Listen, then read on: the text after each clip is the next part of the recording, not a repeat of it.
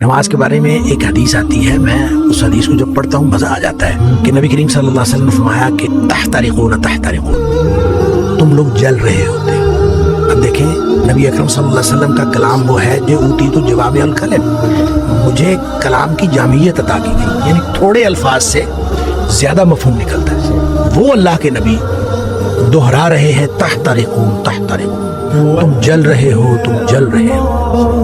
گویا گناہوں کی مٹی میں جل رہے ہو۔ حتی اذا صلیتم الفجر، یہاں تک کہ تم فجر کی نماز پڑھ لیتے ہو، غسلتھا، اس کو دھو ڈالتے ہو، ثم تحترقون تحترقون، پھر تم نکلتے ہو تو پھر وہی دنیا ہے، وہی گناہ ہے، وہی آنکھیں، وہی سماعتیں، کہاں کہاں تم پھر رہے ہو اور گناہ ہو رہے ہیں۔ شکر ہے آگے ظہر کی نماز کا وقت آ جاتا ہے، حتی اذا صلیتم الظہر غسلتھا، تم ظہر کی نماز پڑھتے ہو، اس کو دھو ڈالتے ہو۔ یہاں اسی طرح نبی پاک صلی اللہ علیہ وسلم نے پانچوں نمازوں کا ذکر کیا، ثم تحترقون تحترقون، پھر تم گناہوں کی بٹی میں جل رہے ہوتے ہو، آگے نماز آ جاتی ہے، غسلت، اب اس کو دھو ڈالو۔ لیکن جب عشاء کی نماز کی بات کی نا تو آپ نے فرمایا کہ حتی اذا صلیتم العشاء غسلتھا،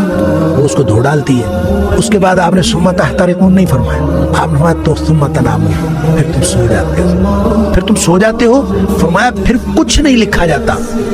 یعنی پھر گویا وہ جو گناہ ہو رہے تھے گناہ ختم ہو گئے۔ سوئے ہوئے کے آدمی کا تو کچھ نہیں لکھا جاتا، سوئے ہوئے سے قلم اٹھا لیا جاتا، تمہارے اوپر کچھ نہیں لکھا جاتا حتی تستيقظوا، جب تک جاگ نہ جاؤ۔ اچھا اس کا مطلب یہ ہے کہ جو نہیں سویا عشاء کے بعد